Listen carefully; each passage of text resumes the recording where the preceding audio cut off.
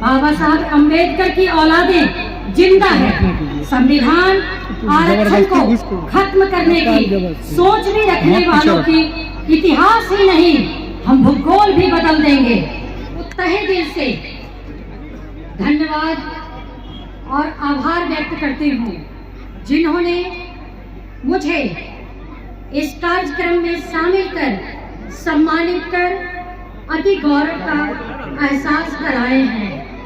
भारत के रत्न बहुजन समाज के अवतार आदरणीय डॉक्टर भीमराव अंबेडकर जी का इन दिनों जिस शैली में, जिस लहजे में अपमानजनक और आपत्तिजनक बातें की जा रही है, उसे मेरे बहुजन समाज के लोगों को कभी नहीं भूलना चाहिए।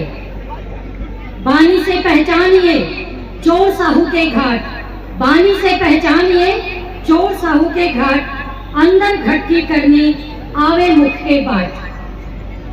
अर्थात जिसकी सोच में, जिसके कर्म में पूरी गंदगी सराबोर होती है, खिलाफत होती है, उसकी बानी से भी वो सच्चाई निकल ही जाती है।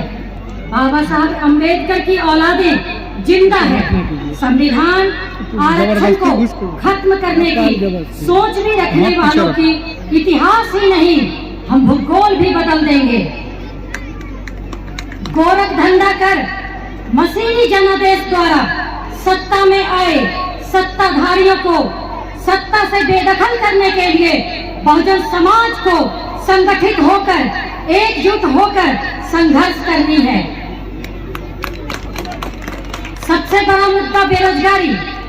आज भारत 45 वर्षों की सबसे ज्यादा बेरोजगारी दर में जी रहा है। नौजवानों को अपने मुद्दे पर खड़ा होना होगा, किसी के भटकाने से अपने आप को रोकना होगा। बिहार के बच्चों की पीठ पर लाठियों की बौछार किया गया है, कपकपाती सर्दी में पानी की बौछार की गई है। जहां एक सरकारी नौकर कैमरे के सामने आता है और हमारे बच्चों की गालों पर जोर से तमाचे जड़ता है। अपने देश, अपने वर्तमान, अपने बच्चों के भविष्य के लिए समाज के हर व्यक्ति को सभी भूल भुलैया से दूर होकर खुद सोचना होगा। धर्म जाति के चक्कर में अपना सब कुछ बर्बाद होने मत दीजिए। हमारे समाज में वैचारिक चेतना की जरूरत है, न कि आडंबर और पाखंडवाद की।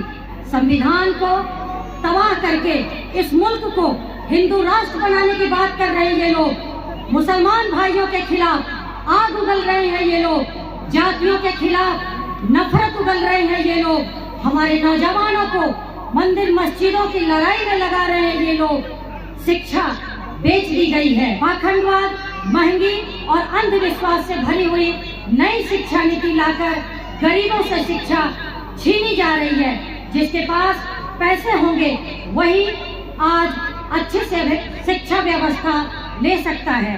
हमें पूंजीवाद नहीं, हमें लोकतंत्र चाहिए। हमें मंदिर नहीं, हमें स्कूल चाहिए। हमें धर्म नहीं, हमें अधिकार चाहिए। हमें काल्पनिक अंधविश्वास नहीं, हमें विज्ञान चाहिए। हमें भाषण और जुमलेबाजी नहीं, हमें रोजगार चाहिए। हम अपना हक, अपना अधिकार, अपना सम्मान, अपना संविधान, अपना लोकतंत्र, अपना आरक्षण बचाने के लिए हालात बदलने हैं तो ये जुमलेबाजी की सरकार बदलनी होगी। यदि मांगने से सब कुछ मिल जाता, यदि मांगने से सब कुछ मिल जाता तो देश में इतनी गैर बराबरी नहीं होती। गलत का विरोध खुलकर कीजिए, चाहे राजनीति हो या समाज। याद रखिए, इतिहास टकराने वालों का लिखा जाता है, तलवे चाटने वालों का नहीं। पिछड़ों, दलितों, अल्पसंख्यकों, बहुजन समाज के लोग असली श्रमजीवी लोग हैं। खून के रिश्ते से भी ज्यादा मजबूत विचारों का रिश्ता होता है। आज गांव से लेकर दिल्ली तक फिर से शोषित इनकलाब लाना होगा। इसके लिए हम अपनी जान की बाजी लगा देंगे। भारत को बनाने वाले हमारे पुरखे थे, भारत को बनाने वाले हमारे पुरख थे, भारत को बचाने का काम हमें करना है।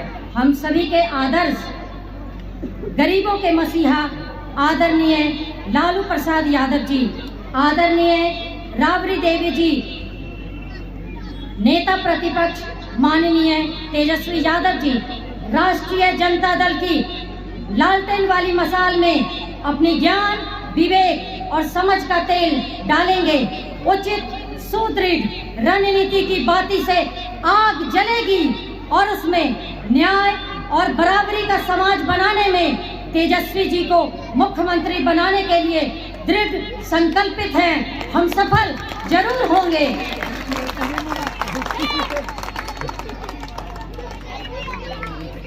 समर्पित नेता प्रतिपक्ष तेजस्वी जी के मात्र 17 महीनों के कार्यकाल में किया गया काम जो बिहार के लिए ऐतिहासिक रहा है।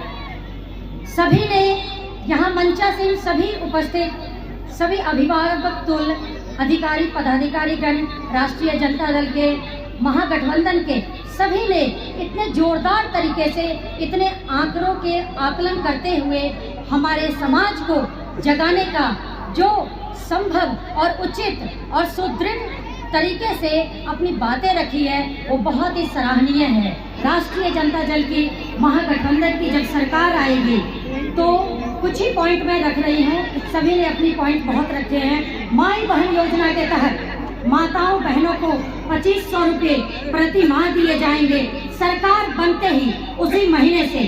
दिव्यांगजन पेंशन, विधवा पेंशन, वृद्धजन पेंशन जो सिर्फ 400 रुपये हैं उसे बढ़ाकर 1500 रुपये किया जाएगा और ये उसी महीने से मिलने चालू हो जाएंगे।